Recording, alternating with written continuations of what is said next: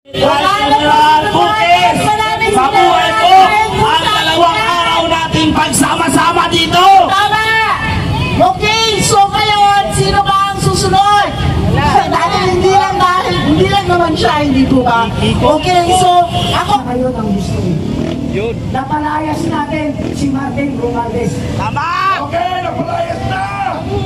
Pangalawa, habang nagpapahinga tayo mamaya tuloy ang programa, yung mga hawak ng cellphone mang hikayat na kayo. Ang sabihin nyo, huwag na huwag kayong sasama kahit sa ibang rally na may kulay. Duterte, libre natin na may kulay. I-disperse kayo. Maniwala kayo. Huwag kayong sasama ang gamit na pangalan, private group o mga political party. Laging may argumento yan. Laging UPI! Kayo ba? May argumento nung simula kahapon? Wala. Wala tayong flag eh. Ang gipit natin, United People's Initiative. Doon lang tayo mananalo. Ngayon ikalat yun na mag-invite kayo. Bawat isa sa inyo, mag-invite ng 100 ng 1,000. Okay! Dahil bukas may gagawin tayo. May gagawin tayo bukas. Maraming salamat sa inyo. Captain! On behalf ni General Romy Puris, kami po ay nagpapasalamat ni Colonel Mitran. Maraming salamat sa inyo. Dito tayo. At may gagawin pa tayo. May papanalo natin ang laban. May palakpak niya kay Captain Valeros!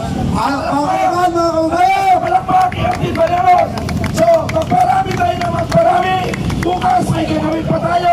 O baka mamayang gabi, tapos mo na yung gagawin natin gabi. Dahil tapos na ang laban, may susunod tayo na laban. Mas na laki-laking laban ito. Hindi na kailangan natin ng malaking pwersa rin para panibagong panalo ito. Eto, baka may iba may sasabihin na naman kay Miss Vivian. Si Miss Vivian, inimbitahan yan. Napakinggan niya ng panawagan. Ano yung panawagan niya gabi? Kahit anong political colors, punta ka rito. Pumunta si Miss Vivian. Wala siyang dalaga ng political color. Matagal na natin siyang kaibigan at mamahal siya sa bayan. Miss Vivian, please. Maraming salamat po. Ito na po yung panahon na talagang hinihintay natin. Kaya pumunta na po kayo rito sa Batasan. Dahil kung hindi mangyayari ngayon, kailan pa? Di ba? At huwag na tayong umasa. O yun, wala na raw si Romualdez. Mabuhay ang dalawang araw natin sa sakripisyo dito. Ang pagsama-sama sa pangunguna ni General Bukis. Sa buhay ko, ang dalawang araw nating pagsama-sama dito. Tama! Okay, so ngayon, sino ba ang susunod?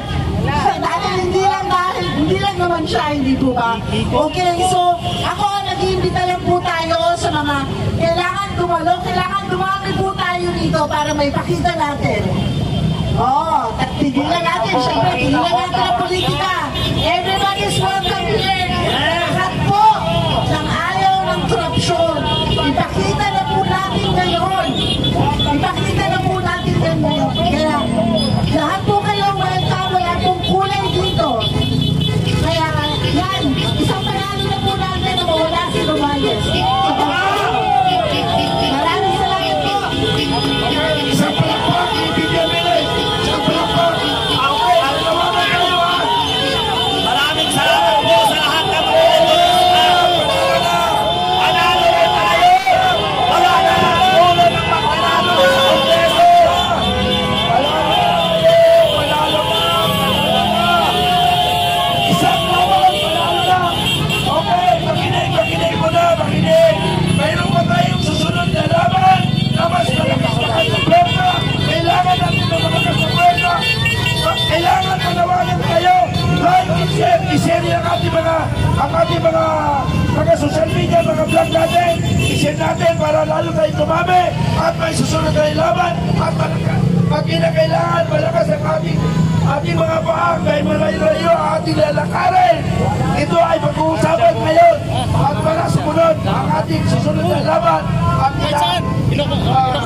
inaasahan natin na isang tagumpay uli. Pero hinihiling ko mayroon tayong secretary. We are part now of the Philippine history na napatalsik natin ang isang buhaya na Congressman Romualdez. Okay, next speaker.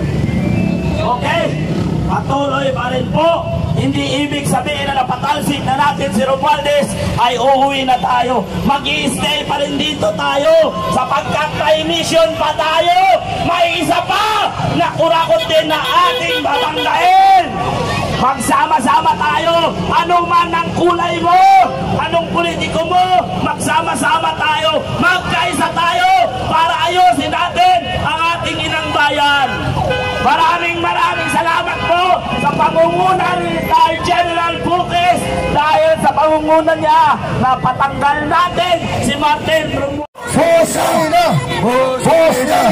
Bosina! Bosina! Bosina! Bosina! Bosina! Bosina! Buhaya ka! Buhaya ka, animal ka! Buhaya kayo! Buhaya kayo, animal kayo! Ha? Sige! Buhaya kayo! Buhaya kayo! Buhaya kayo! Buhaya! Nagkago! Wiset!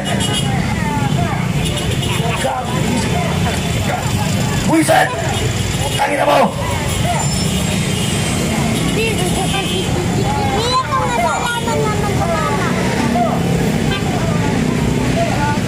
Wiset!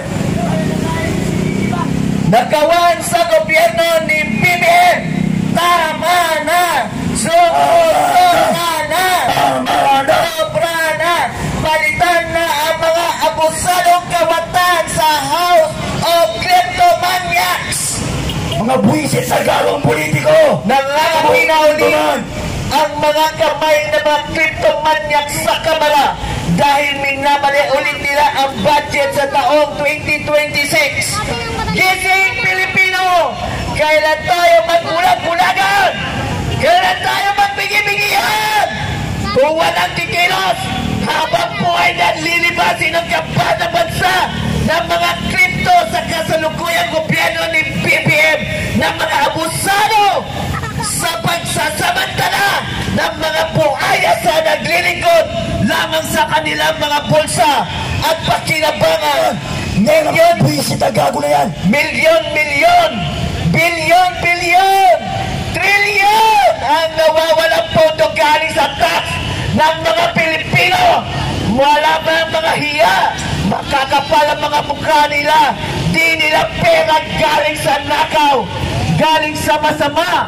Ang mga kinakain, pinapakain sa kanilang mga pamilya. Mabilaukan sana kayo habang kumakain. Bangungutin sa pagtulog dahil wala kayong mga konsensya. Damn shame on you! Bah! Ginagawa niyong gatasan ng mga Pilipino. Ikinahihiya namin kayo, mga